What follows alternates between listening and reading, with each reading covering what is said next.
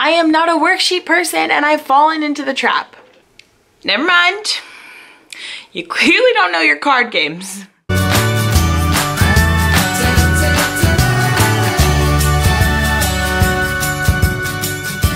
Hey guys, so I know it's not the best lighting right now. It's late at night, but well, it's actually not late at all.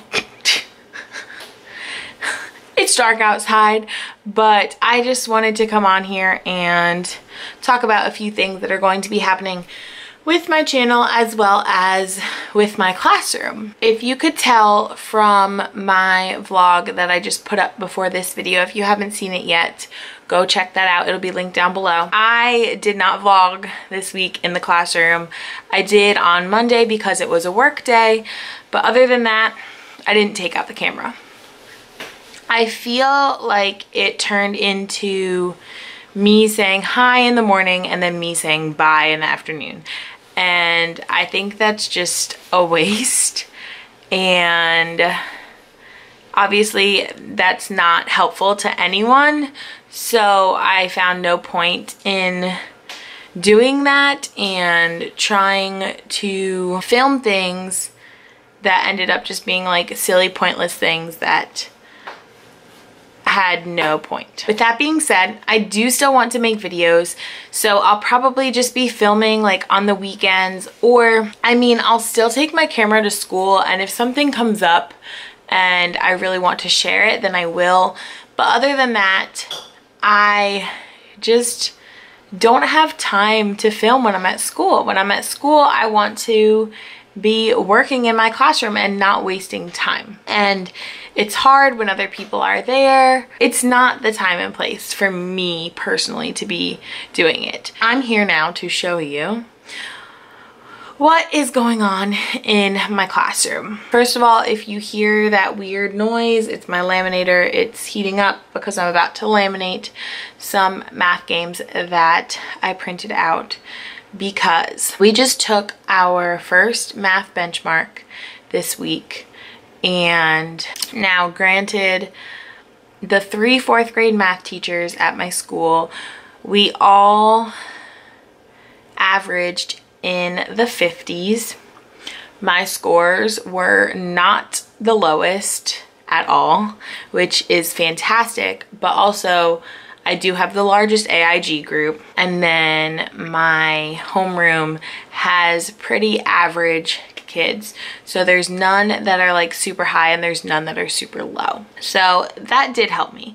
However, it has been a week of a lot of reflection for me, and I'm realizing that I'm not teaching the way that I want to be teaching, and I'm not enjoying it. I can tell the kids are not enjoying it, and it's kind of just been like, we have to do this, so I'm just trying to get through it, and it hasn't been fun. And with centers, I mean, I thought it would be great to print out SchoolNet questions, because SchoolNet questions is where we get our questions for our tests. So we were using those as word problem pages so they could practice word problems. We were doing a practice page every day. We did a little vocabulary poster project to bring in some creativity. We're using iExcel for our technology piece. But those were my centers. My kids, a lot of them are doing well with it, but a lot of them are struggling. And I'm getting to the point where I feel like it's busy work that isn't helping them. And also it's all focused on one standard and the topic that we're learning that week or that day. And it can't just be that. From taking the benchmark, I know that, and I now see that these questions, like the questions on the benchmark, were fantastic. They were the questions that these kids should be being asked. However, they made our SchoolNet questions look easy, and SchoolNet questions are usually really difficult. They were crazy multi-step word problems that these kids should be able to answer. So all of that coming together, on top of me going to a professional development on Reader's Workshop, which has nothing to do with math, but also helped give me some ideas about how I want my centers and my math workshop to run. All of that coming together just gave me thoughts that I need to change what I'm doing, or else these scores are gonna continue to be low. And the way that my classroom is running is not how I envisioned it. So I'm going back to my original centers idea. However, I am keeping myself out of the rotations. That way I don't have a set group that I have to meet with, but during my math class, I can pull the kids that I need to pull based on what we learned that day. So I think that will help. Also, I'm making games right now, and they're all board games that are very straightforward, that have directions, that are all of the topics we learned this year. So it's going to spiral. That's another thing that we've been missing. The only thing we've been spiraling with our teaching is our morning work, and it kind of is a big chunk of my morning or my class every time I have to go over it. And I mean, going over it is important, yes, but I think if the kids were also working on those skills during class, it wouldn't be such a hassle to go over. And I feel like the way my math class was going before, the kids were practicing the same skill over and over and over and over, and it was getting repetitive, and it was getting boring, and it was just getting annoying. And like, I saw their frustration, and I was frustrated, and it just wasn't fun. And that's not me, and that's not how I want these kids to feel, and that's not how I want my classroom to be. I already had this centers bundle that I purchased over the summer. Oh, it's my Blair Turner one. So it's all the 4th grade standards, and so it has different like colorful fun board games in it with multiplication, rounding, place value, comparing numbers, everything that we've gone over, and basically directions that go with it, make it really simple, spinners. So like everything's there. And so I'm gonna laminate it right now. But this is also coming from when I talked about centers last time. My AP gave me the idea of the way I started centers. I was changing what it was called every day, and I need to have a set thing of what they're doing every day, and then just add to it and introduce new things as I go, like add a new game. So my spiral station will be my game station. So these are games that they actually get to move on the game board and feel like they're playing a board game. And that will change up my classroom so much, because lately they've just been doing worksheets, and I am not a worksheet person, and I've fallen into the trap. The games will be one thing. I also want another station to be that multiplication practice. So I printed this out over the summer, but I just printed out another one just to have. It's that line game, but you have to multiply 2 numbers together to draw a line. And then, oh, sugar. I also printed these, but clearly they did not print right. This is like a multiplication bump game, but I'm gonna have to reprint those. Awesome. And then I also found free stuff on just things to put in the multiplication station to help the kids. Like I said in my previous vlog, they are passing their multiplication quizzes. However, when they're moving on to the next number, they are just forgetting that pattern that they learned earlier. So when they see 7 times 6 on a test or on a worksheet or something, they don't remember it, even though they already passed their 6s and their 7s. So they need to be practicing it in class every day. And when they're doing these different things and playing a game on older skills and then practicing multiplication facts, doing different games, it's going to change up math class for them. It's going to help it move along much faster at a much enjoyable pace. so they're not stuck doing the same thing the whole time. Now, obviously I'm going to have a practice page incorporated into this as well, but these are going to be set things that they do every day. That way they're not sitting down for 40 minutes struggling on one topic. They can switch it up every so often. So I haven't figured it out completely yet, but I am working on it. So I do have to laminate these.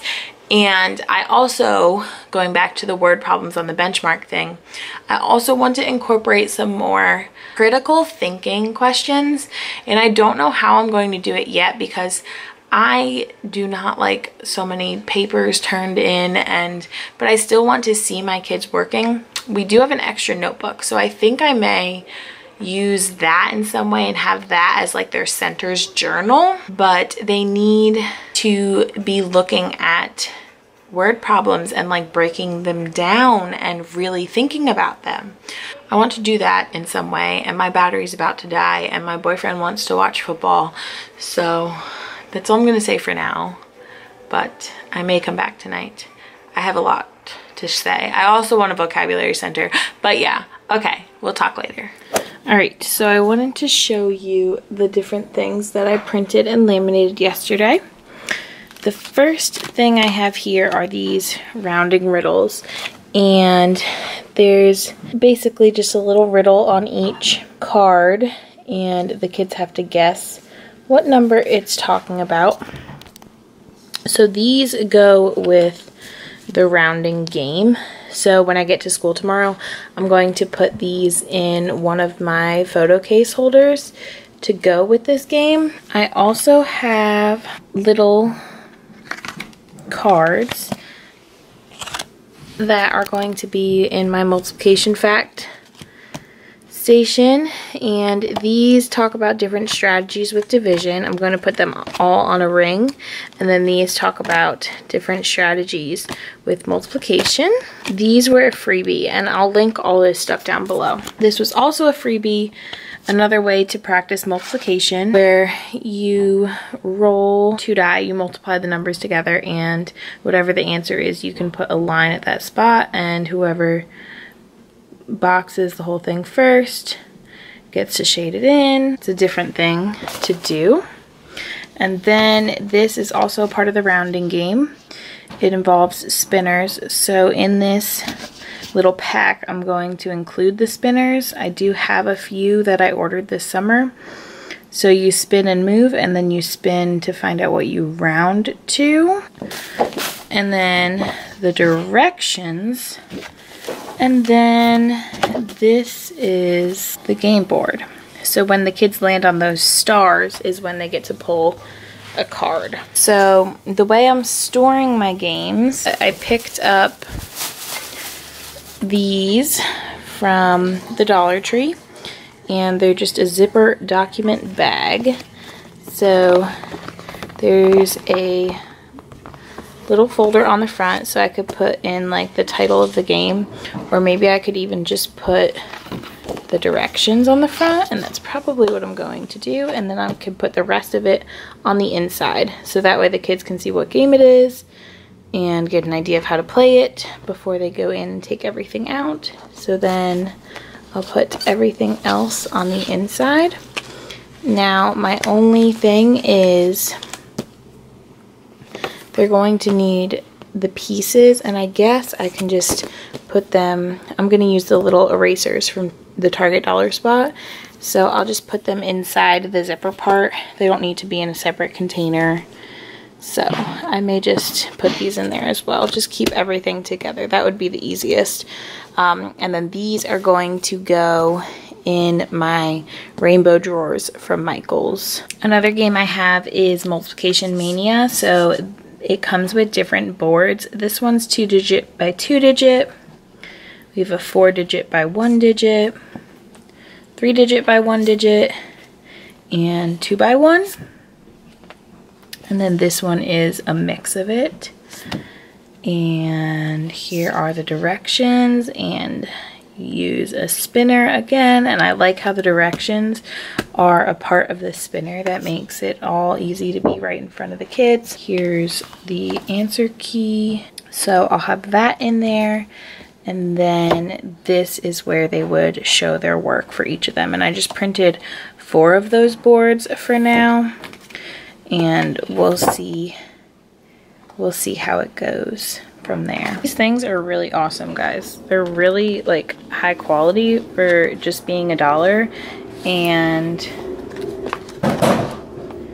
I have cardstock laminated like so many pages inside of here, and it fits so nicely, and like this pocket on the front is just perfect. So in this one I have an activity called multiplication bump. So this is going to be a part of my multiplication center, and basically the kids roll 2 dice, add them together, and then multiply it by the number. So it's 1 through 12, but I just printed, or it might be 2 through 12, but I just printed 4s, 6, 7, 8, 9, and then 12 and 3s, because those are obviously the tricky ones, and I don't want kids playing around their 1s when those are easy, you know? So once they multiply them together, they put a piece on the number, and then if the person they're playing against rolls that same number, they can bump them off, and then when they're all covered, whoever has the most wins. So this is a freebie as well, and I will link it down below. So these were all super easy prep. I'm just going to have to get little pieces to go with it, and I have like erasers and different things in the classroom I can use, so that's simple. But I printed them on cardstock, and then I laminated them, and I could have laminated them at school, but my home laminator is just much thicker, so it helps it out. It printed wrong the first time. So also I don't have a colored printer at school, so yes, I have an HP instant ink printer. If you're interested in my code, it's always down below. You can get a free month or so. I don't remember what it is, but go check it out because it's down there. Forgot to show these also go with the rounding rice game. This is their mat where they record their answers, and I laminated this one as well so they can write on it with an Expo marker, and it can be used over and over and over again. I was debating whether to make another mat for the other student playing, but we'll see if they could just record it on here, and if I need to actually go ahead and make another one, that's fine. And then these are the answers to the riddles.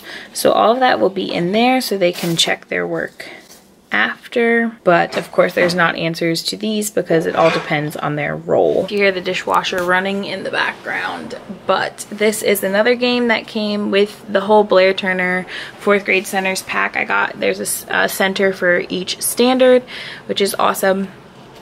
So this is called Sums of Differences. So they're doing both adding and subtracting. This one does not have a board game, but they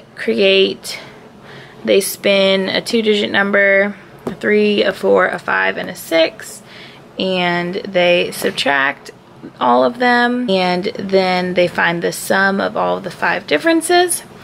And so each player gets a mat, and then after they've done that, they write player 1's sum, player 2's sum, and then they compare them.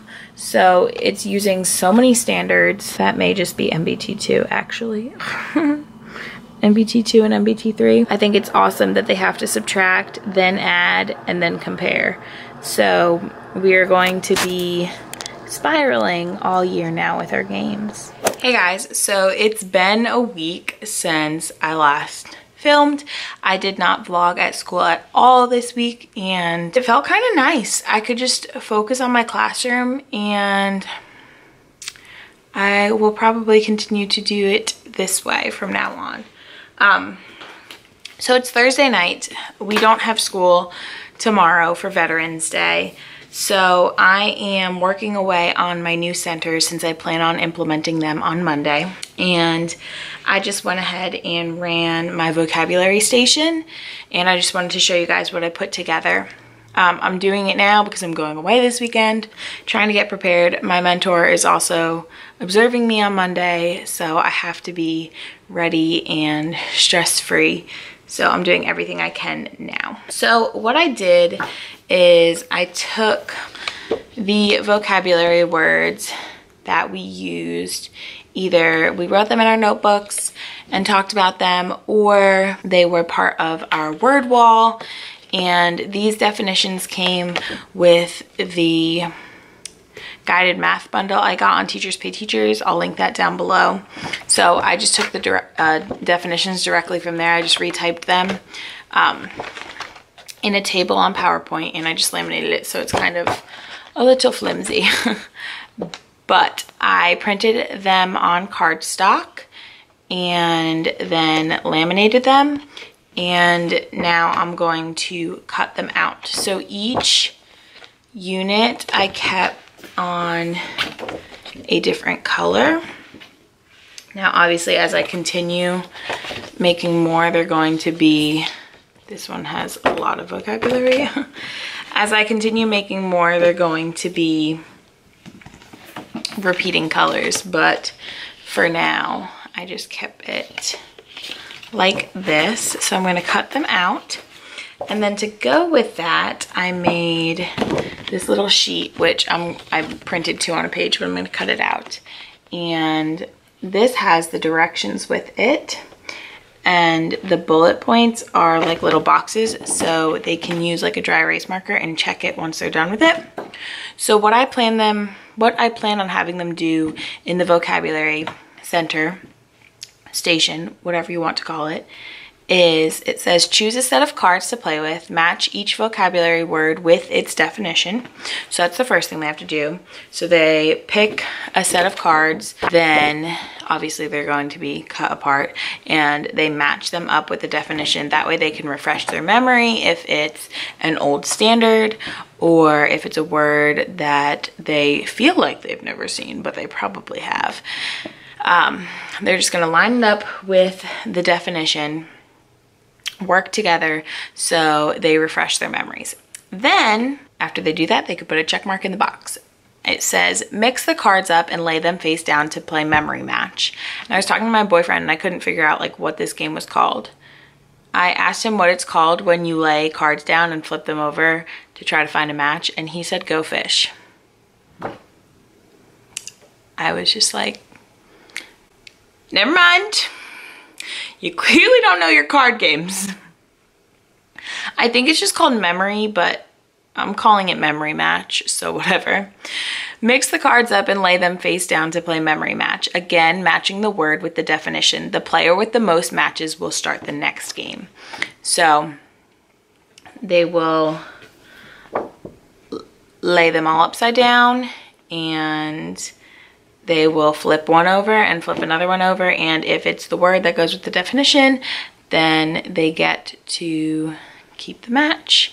If not, they have to keep going. And then the person with the most matches, it gives them an incentive to get the most matches, because the final game is the exciting one, headbands. The winner will use a headband to put one of the vocabulary words on their forehead. Play headbands by describing this word until the headband wearer guesses it. Take turns back and forth until you have gone through all of the words. I'm gonna have just a headband in there so they can pop the card in the top and wear it on their head, and they're just going to be doing it with the words, not the definitions, but the people around them, this will give them the opportunity to describe it, and they're not going to be able to just say the definition. They can say like different types of problems and things to get them thinking about it. And then the final bullet says choose a new set of cards and start over, and of course that's if they have time, but that is what their checklist is. So their checklist is also the directions, and that's my vocabulary station. Everything's laminated. This is all Q1 vocabulary, and I made this in like 10 minutes. Like it was not difficult. Now the most difficult part was printing it, because my printer, first my internet decided to shut off, and then when it finally came back on, my printer decided to run out of ink. So that was my biggest issue with making these. So that's done, And now from time to time, I'll just have to add the next unit as we finish it up or as we're in the middle of it. So vocabulary station, where they're looking at words that they are going to be seeing in word problems and things all the time, and using like throughout the curriculum, not just in those specific units. It's spiraling, but giving them time to talk about the words and do different things with the words. And it was simple. It's done, it's prepped. Now I just have to cut it and figure out how I'm going to store it. And this one is messed up because I like held it funny as it was coming out of the laminator. So that's my vocabulary station. Hey guys, so it is Monday night and my sweater is clearly enormous. I started my new centers today and I really liked them, but I've already made a ton of changes. I'm happy I started them today because my mentor was observing me, so she gave me a lot of tips and helpful information to kind of guide me and fix any mistakes I may have made or anything that could be improved. So I came up with 5 centers: vocabulary, games, multiplication, technology, and journal. Now, vocabulary is going to include all of the units we have ever covered. So that's a spiraling station. Games is a spiraling station. And multiplication facts is just, you know, they need to know that stuff. So sort of like a spiraling station as well.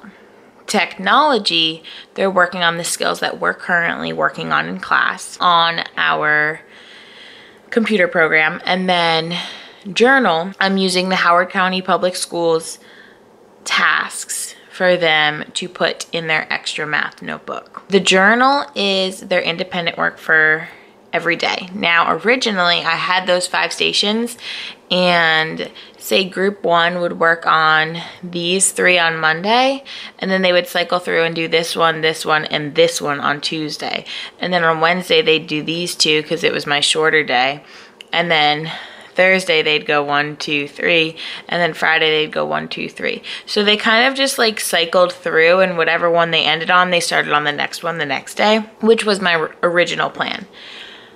But my mentor was like, that really bothers me that that's not symmetrical, and why are they doing them some days and not the others? And it led me to saying, well, it's just centers and it's just busy work, so it doesn't really matter. And as I was going to say that, I'm like, but it does matter, and that's silly that I'm even going to say that. This is how I changed it, because I didn't have an independent work piece that I needed to use every day. Like, independent work is important. I hate worksheets with a passion, but independent work is important. So this is what I've done. I've made journal a station every single day. So that's the one station that every single group goes to every single day, journal. And that's an easy one to make them go to because it's just like a practice page station. However, it's not even close to a practice page. If you've ever seen the Howard County Public Schools tasks, they're so awesome. And they have so many for just one standard.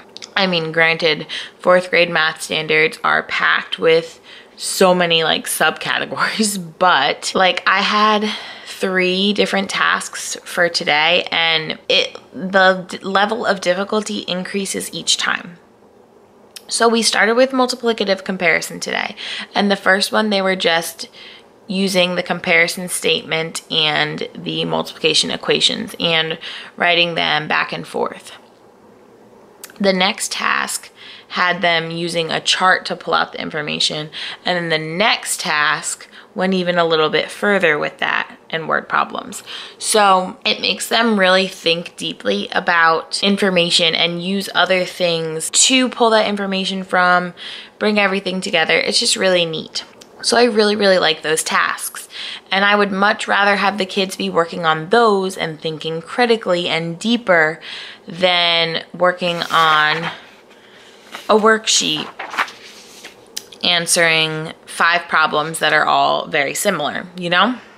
So I've changed it so that my journal station, center, whatever you want to call it, is something each group goes to every single day. And then they rotate through the rest of them. So if they do like multiplication, how did I have it set up? Because multiplication, vocabulary, and games, they're all games, but like vocabulary takes a little bit of extra thinking since it's more like definition based. So I put vocabulary and games together. So if they do vocabulary games on Monday, they'll do vocabulary and games on Thursday. And if they do multiplication and technology on Tuesday, they'll do multiplication and technology on Friday.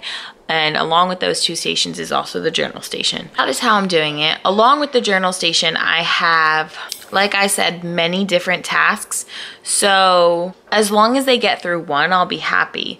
But for my kids who work quickly, they can move on to the harder task and they can keep on moving until they run out of time. So it gives them something to continue working on, and it starts to give them a challenge each time they start a new task. And they're gluing these in their notebooks. That way they have like a little math journal collection of all these tasks. And my plan is to check these tasks. So I'll update you on how that goes. That's how my day went today. My mentor also observed, obviously she observed me, so we talked a lot about consistency, especially with my behavior management. So I'm trying to get my lesson ready for tomorrow and make sure that I include everything, because I can't skip over things. Like, I need to make a daily schedule and stick to it, because I've been very, very bad about that. Since it's my first year teaching math, like, it's basically like my first year teaching all over again, because I'm trying to figure out like a flow of things that works for me. And I'm very bad about sticking to the same thing. So I'm setting that up right now. I'm combining my intervention time with my class time just to make it longer. That way, when the kids are working on centers, I'll first pull small groups and then I can start my intervention groups right away. We'll see how that goes. I'm gonna plan this all out. Wish me luck. So this is currently my life right now. Luckily, these are tests that are already graded, but I do have to analyze them for small groups. A lot of this is homework, but a lot of it is also projects and classwork that I need to either grade or look over, and all of that is morning work. Have to decide if I want to grade that. My goodness. Happy weekend.